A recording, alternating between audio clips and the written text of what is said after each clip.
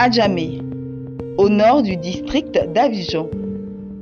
Cette commune est caractéristique du désordre urbain qui s'est emparé des grandes villes de Côte d'Ivoire. Nous sommes dans l'un de ces sous-quartiers appelés 220 logements. Ici, c'est la même image. Les trottoirs sont transformés en marchés à ciel ouvert. Le quartier est gagné par les gares spontanées, les encombrements, les occupations anarchiques des voies publiques, l'insalubrité et l'insécurité. 220 logements paye sans doute sa situation géographique. Il est devenu un hub de passagers en provenance des communes voisines telles Abobo, Yopougon, Atekoubé, Cocody et Plateau. Selon les statistiques issues du recensement général de la population de 2005, la commune d'Adjamé enregistre 2,5 millions d'habitants le jour et 300 000 la nuit. Ce désordre est silencieusement observé par ces tours. Les 5 tours jadis célèbres. Aujourd'hui, elles ne sont plus que l'ombre d'elles-mêmes. Harmattan, Alizé,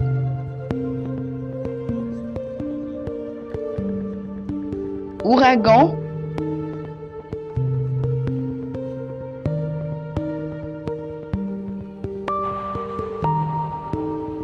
Sirocco,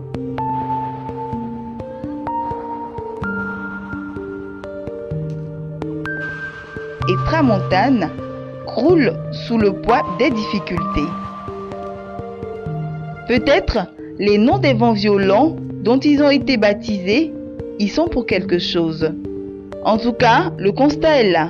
Les tours du 220 logements, comme tous les immeubles depuis le Grand Bloc jusqu'au cinéma Liberté, enfin, ce qu'il reste du cinéma Liberté, présentent un visage hideux. Il y a plus de 20 ans que les façades n'ont pas été repeintes. Le quartier a été phagocyté par les gares et le commerce d'Adjamé. Et pourtant, 220 logements étaient promis à un plus bel avenir. Après l'indépendance de 1960, l'État avait décidé de doter la capitale Abidjan d'habitats modernes pour cadres moyens. La politique de construction de logements économiques est lancée. Avec des ensembles immobiliers à petite échelle réalisés en 1960 par la SUCI, la Société d'urbanisme et de construction de Côte d'Ivoire, remplacée en mars 1962 par la SICOGI, la Société ivoirienne de construction et de gestion immobilière. Avec la SICOGI, cette politique d'autoconstruction de logements va se poursuivre avec la réalisation de tours harmonieusement plantées. Nous sommes à l'ère de l'État-providence où le pouvoir public est à la fois planificateur, régulateur et entrepreneur. C'est dans ce cadre que 220 logements a été bâti. Une cité chic qui faisait la fierté de ses résidents. François Nioléba s'en souvient encore, lui qui montre à l'envi la photo de la très enviée cité 220 logements des années 60 et 70. Une cité qui offrait une qualité de vie exemplaire à ses habitants, tant elle resplendissait par sa propreté, sa coquetterie et le civisme de ses premiers occupants. Je suis arrivé avec mes parents depuis 1961. Et depuis 1961, j'ai vu à peu près le quartier, les différentes constructions qui ont évolué. dès 1962, le bâtiment qui est derrière moi, bloc Manivelle, une partie était finie quand je suis arrivé au 220. Donc, des maisons basses, dont celle que j'habite, étaient finies depuis 1961. C'est à partir de 1964 plutôt, alors que j'étais à l'école primaire, le ministre Auguste Denis nous a sortis. Ils sont venus inaugurer la tour Harmattan. Après 1964, les années 60, la tour Tramontane a été construite et par la suite tout le monde c'est parti. Vous allez voir ici avec moi la photo des différentes tours que j'ai eu soin de conserver. Mais avant ça, le grand bloc était déjà construit en 1960, les années 59 et habité par des Européens. Au fur et à mesure, la communauté libanaise est venue s'installer. Les Blancs ils sont partis. Et je vous dis qu'ici au 220, c'était une très belle vie. Nous qui étions enfants, toute la communauté veillait sur nous. Il y avait des agents de sécurité. Personne ne pouvait sortir du quartier à partir de 19h. Parce qu'il y avait des gens qui veillaient, surtout les enfants. C'est ainsi, lorsque vous voyez tout sillonner tout le quartier, on avait la verdure partout. Il y avait les loisirs, enfin le cinéma Liberté, on avait le super saloon. Donc vous voyez des amis qui venaient du Cocody d'Anga, de plateaux. Attends, c'est pas encore construit, tout le monde venait là, pour regarder le cinéma. Parce que c'était un grand cinéma. C'était un grand cinéma, il y avait des grands films tels que, vous savez, les Tarzan, quand était tout petit, on venait les regarder. Vous comprenez bien que vous êtes bien à l'aise. Comme François, Jean-Marie aussi est nostalgique. Il se souvient du passé glorieux de son quartier, lui qui y réside depuis plus de 30 ans. Je dirais que c'était une cité par le passé qui a été habitée par des cadres de ce pays. Bon nombre de cadres aujourd'hui, de politiciens, ont habité cette cité. Voilà, c'est pour dire que tout le monde rêvait de vivre aux 220 logements. Les difficultés des résidents ont commencé avec le désengagement de la SICOJ. En 1983, sous l'influence de la Banque mondiale, l'État change d'orientation. La SICOJ passe de la location simple en location-vente.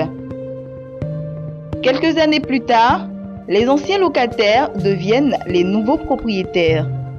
La SICOJ est partie, laissant aux nouveaux propriétaires la gestion des espaces communs, escaliers, aires de jeu, jardin, parking,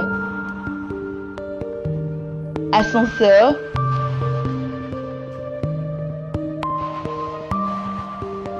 stationnement et cours intérieure. Très vite, ces derniers se sont organisés. Ils ont mis en place des syndicats de résidents pour gérer la copropriété. Chaque tour a son propre syndic. Le syndic de copropriété gère dans ses différents aspects financiers les parties et les équipements collectifs pour le compte de ses différents copropriétaires. Il assure l'entretien et la maintenance des locaux ainsi que les relations avec les fournisseurs. Pascal Boloublé est le président du syndic de la tour Tramontane. Doumbia Lassiné, lui, dirige celui de l'immeuble Harmattan. En fait, les deux tours partagent les mêmes problèmes. Il y a aussi le problème de la sécurité. Avant, il n'y avait pas de vigile sur nos tours, mais aujourd'hui, nous avons deux vigiles. Un la journée, un la nuit. Pourquoi?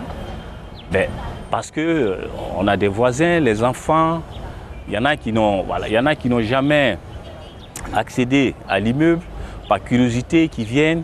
Il y a aussi des jeunes de 17 ans, 20 ans dans la découverte du sexe.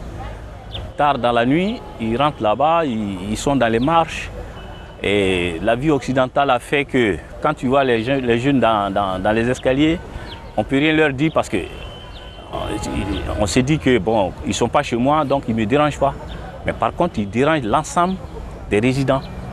C'est pour ça que nous avons mis un vigile la nuit, un vigile la journée, hein, pour filtrer les entrées. Et même quelquefois, la journée, vous êtes là, chacun dans son appartement, mais ce qui se passe dans les couloirs, c'est insupportable. Il y a des voleurs. Quelqu'un peut libérer son appartement. Dans la période où l'appartement est libre, là, n'importe qui vient dormir dedans et il peut profiter pour voler. Donc aujourd'hui, nous, on a mis un peu d'ordre au niveau de la tour, mais il nous reste beaucoup à faire. Et ce beaucoup à faire, là, l'ascenseur. Si notre ascenseur est fait, maintenant le reste, pour que nous, en tant que propriétaires, parce que moi-même, je n'habite plus la tour. Je suis jusqu'à Cocody-Angré. Et avant, le syndic, c'était un mélange de propriétaires, de locataires, et il y avait du bruit.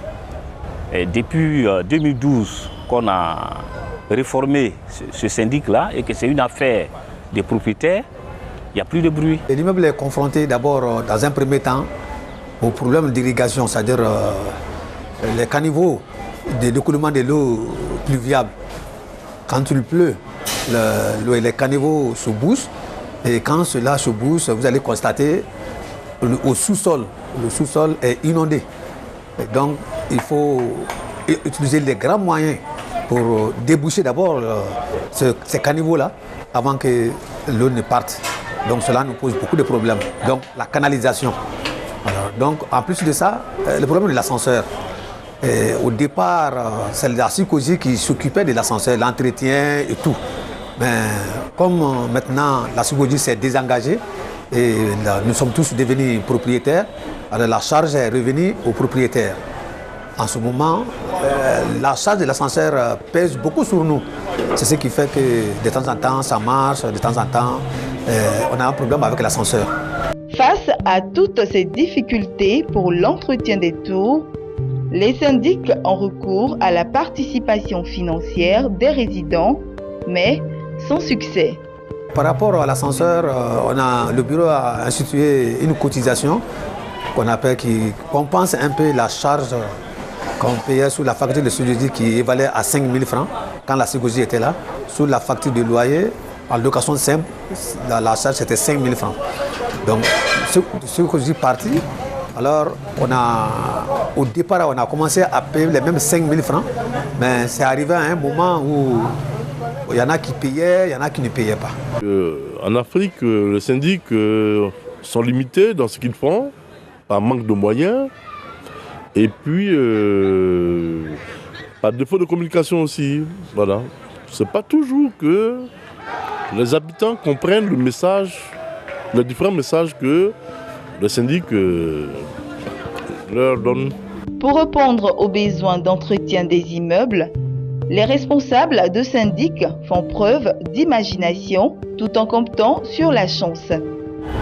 Bon, Dieu merci, aujourd'hui, depuis je ne sais pas quelle année, il y a la compagnie Green qui a mis son antenne sur notre tour. Il y a la compagnie Orange qui exploite notre espace publicitaire. Donc ces deux pourvoyeurs-là nous aident à maintenir notre tour dans l'état que vous voyez là. Donc il n'y a plus de cotisations venant des propriétaires, il n'y a plus de cotisations venant des locataires. Avant c'était difficile, ça honnêtement. Mais maintenant là, on ne fait plus de cotisations. Et une fois ces deux compagnies nous donnent quelque chose chaque année, on prend ce fonds pour payer notre personnel, pour assurer la maintenance, pour investir un peu. Il n'y a pas longtemps de cela, on a eu la chance d'avoir une société de téléphonie mobile qui a installé son antenne en haut sous le toit de notre immeuble, qui a fait vraiment un boom dans notre cœur parce que ça nous, par rapport au contrat qui nous lie à cette société, qui nous paye par an, et on a même calé notre paiement par rapport à ça. Et c'est ça qui nous soulage, qui fait que les 3 000 francs, on supporte ça un peu. Sinon, avant l'arrivée des causes, 3 000 francs étaient insignifiants. On n'arrivait pas, l'ascenseur n'était pas en marche, parce que 3 000 francs ne peuvent pas supporter les frais de l'ascenseur et puis la consommation de l'ascenseur. Donc à l'arrivée de cause, Avec cette facture, donc on a relancé la marche de l'ascenseur. Le problème de la gestion de la copropriété interpelle le gouvernement. Le ministre de la Construction, de l'Urbanisme et du Logement a pris un décret censé le résoudre. Le ministre Sanogo Mamadou et ses collaborateurs ne manquent pas de présenter les enjeux du décret. Comme ici, lors de la rencontre avec les étudiants en gestion immobilière.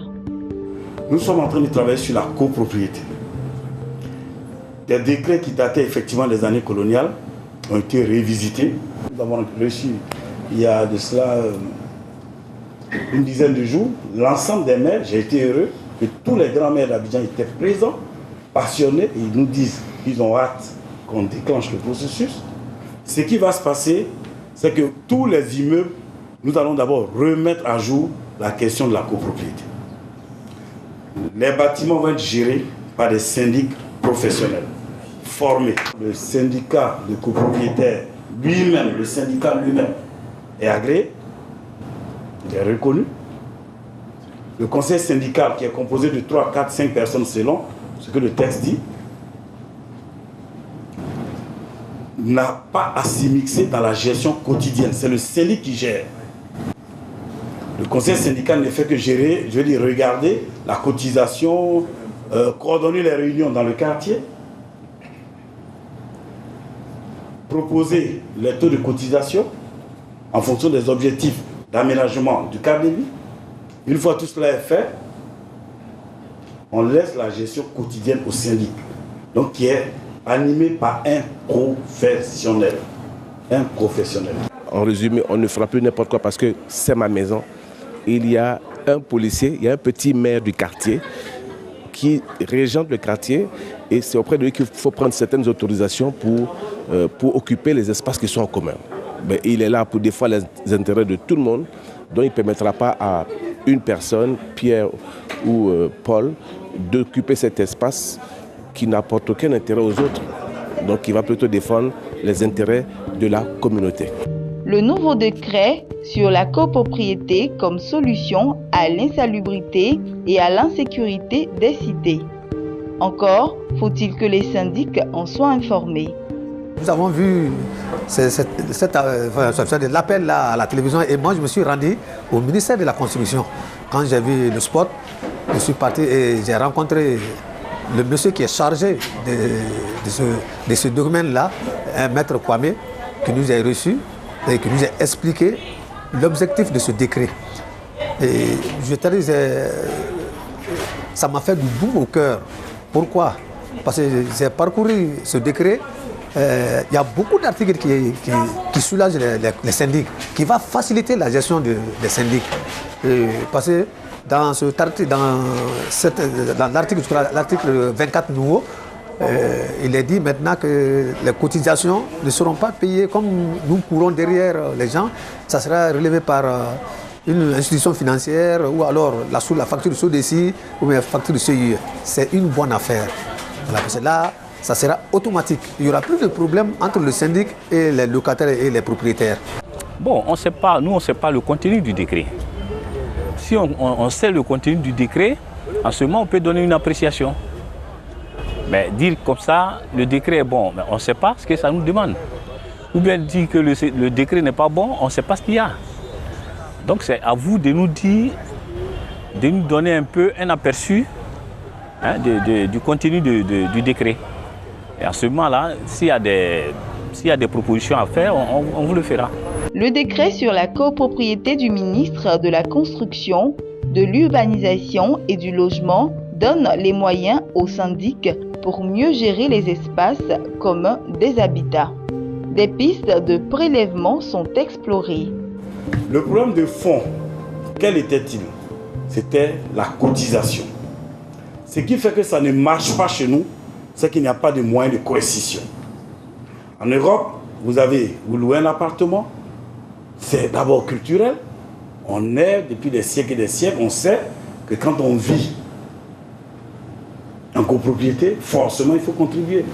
Nous avons appelé la CIE et la SODECI il y a exactement 10 jours. Le les directeurs généraux de ces sociétés étaient donc présents. Le décret prévoit que lorsque le syndicat de copropriétaires va se réunir, le conseil syndical va proposer des moyens de prélèvement automatique.